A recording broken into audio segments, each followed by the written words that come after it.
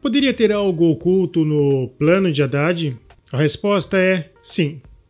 O PT sempre tem um plano 2 quando o assunto é vencer as eleições. Eu sou Marcelo Pontes e este é o Verdade Política, um canal que busca revelar o filme preto e branco da nossa política.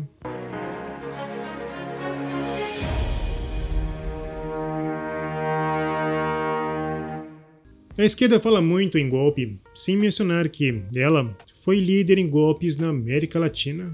Foram muitas sabotagens ao longo dos anos, e até países mais liberais como Chile, Argentina e Uruguai foram atingidos. No Chile, em 2019, um modelo de sabotagem gerou um caos, a ponto do governo ter que declarar estado de emergência na capital. Naquela ocasião, o senador Humberto Costa usou a violência em um momento delicado para o país como forma de ameaçar o governo de Bolsonaro. Porém, esse mesmo senador muda de ideia quando o sinal se inverte.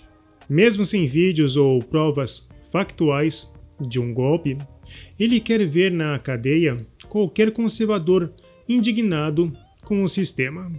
Eles cometem todos os dias atos antidemocráticos, discurso de ódio e fake news. E ainda querem criminalizar críticas vindas do seio conservador por supostos atos antidemocráticos, discurso de ódio e fake news.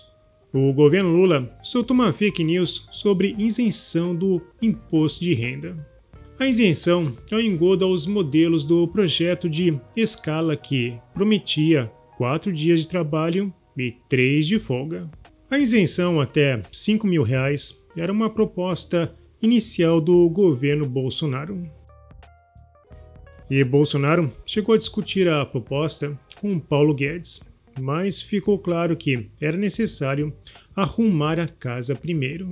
Havia uma agenda para a desoneração do Estado, reforma administrativa, privatizações e concessões.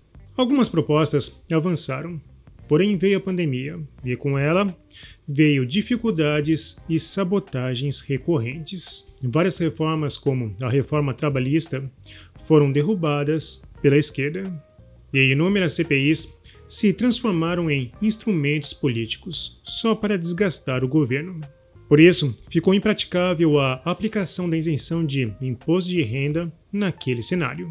E mesmo assim, pandemia é mais improvável neste atual cenário. Mas muitas pessoas não percebem o risco de cortar um galho onde você está sentado. E a esquerda se aproveita desta ingenuidade para manipular o quadro político. Haddad havia dito que parte da proposta teria sido vazada. Mas vindo de um partido tão cuidadoso com os vazamentos, duvido que haja sinceridade.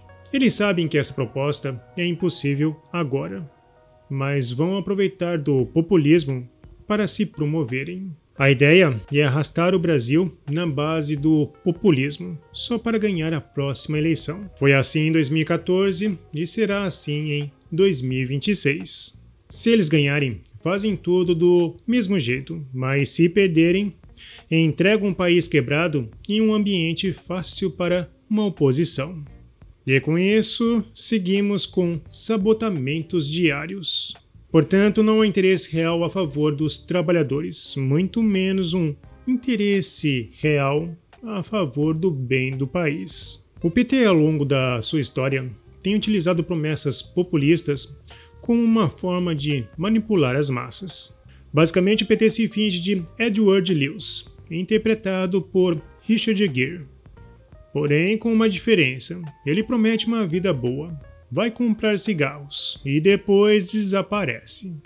Lula não terá saúde para disputar a próxima eleição e por isso Haddad precisa ser lançado. E é por isso que estamos vendo a Globo News ceder um espaço bajulador ao ministro.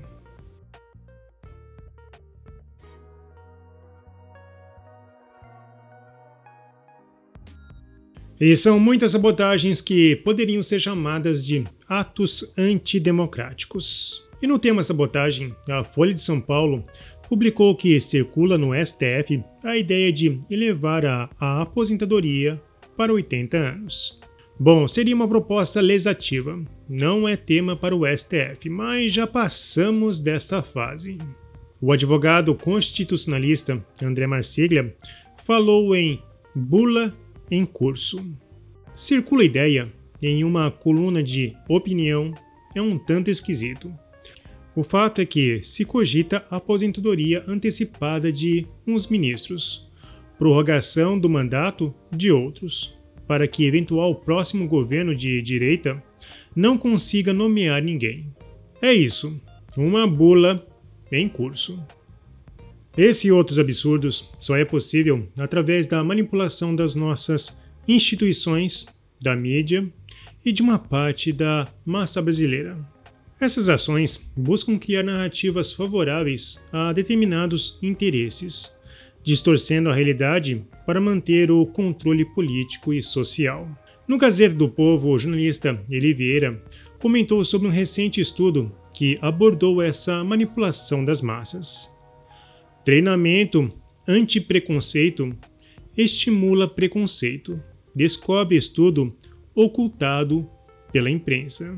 Sobre o estudo, ele alegou: em resumo, os cientistas descobriram que treinamentos antirracistas nos moldes identitários provavelmente levam as pessoas a acusarem outras de racismo sem provas. Ele apontou a crítica do doutor em biologia americano Colin Wright, que defendeu a pesquisa.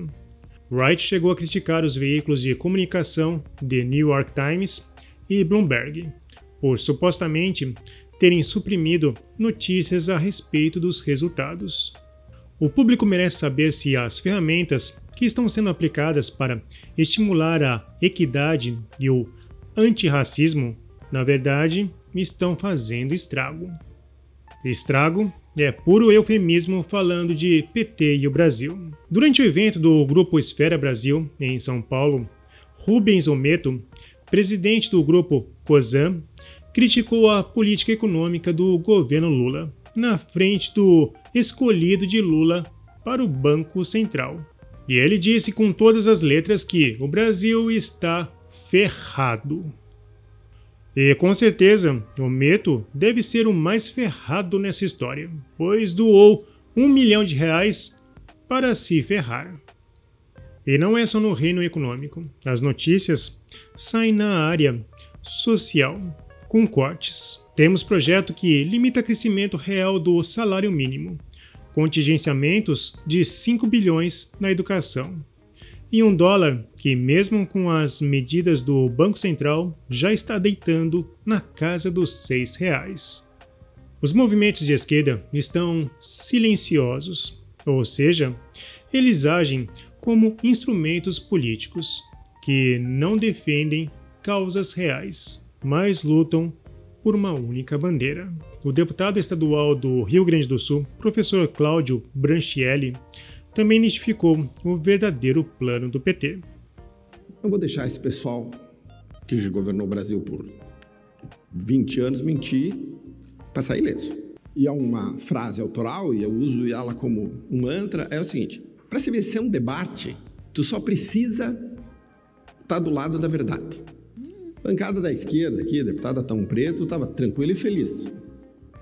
Eu até entendo. Preocupado estamos nós, que sabemos o básico da matemática. Foi um show de horrores num nível que eu poucas vezes vi no Brasil. Se vocês acham que eu estou mentindo, olha o preço do dólar hoje, que bateu R$6, olha o juro que 2 anos bateu 14. Tinha que anunciar um corte de gastos, resolveu anunciar uma bomba fiscal. Eu confesso que desse governo eu esperava o pior. Mas isso que eu estou vendo é muito pior do que eu esperava. Nesse pronunciamento, tirou o jaleco de ministro da Fazenda, colocou o jaleco de candidato a presidente. Ficou falando das conquistas, que segundo o deputado Adão Preto, nós poderíamos ficar a tarde inteira aqui falando, que eu estou tentando descobrir quais são.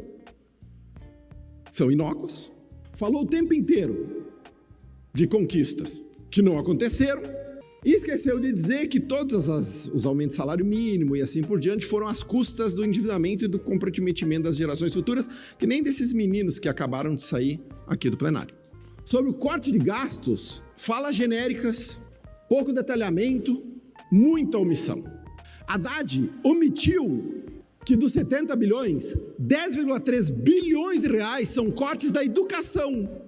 Que a bancada do PT sobe o tempo todo dizendo aqui que é prioridade do governo federal. 11,9 bilhões de reais são cortes de aumento do salário mínimo que não serão concedidos, ou seja, não é corte. É mais ou menos como eu estar quebrado hoje, por conta dos gastos que eu fiz no passado, e dizer que para mim resolver meu problema eu não vou sair para comer. E mesmo com tudo isso, o corte de gastos é irrisório. Corte ou impedimento da compra do avião de 1,4 bilhões de reais do Lula, ninguém fala. Trabalhadores, a educação e os pobres pagarão a conta dos luxos e do desajuste fiscal desta bancada aqui. Grande parte da isenção do imposto de renda para quem ganha acima de 5 mil reais será feita às custas da classe média. De novo, o Haddad não faz a mínima ideia do tamanho da bronca. Ele não sabe quanto vai custar a isenção até 5 mil reais e tampouco não sabe calcular quanto. Nenhum momento e ninguém que conheça matemática básica acredita que o rombo fiscal que o Haddad anunciou ontem será coberta pelo pagamento de super ricos. Isso aí é para enganar trouxa. Essa fala do Haddad é para atiçar a militância, que não sabe matemática básica.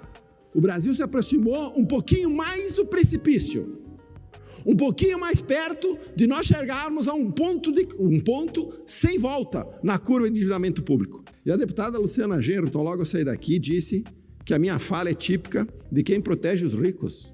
A política econômica deles produz miséria e pobreza em escala industrial. O mundo tem 188 países, 85 deles têm um padrão de vida melhor que o nosso. O problema do Brasil é a pobreza criada, mantida e perpetuada pela incompetência e essa política econômica caótica e desastrosa que esse bando incompetente insistem em impingir o Brasil.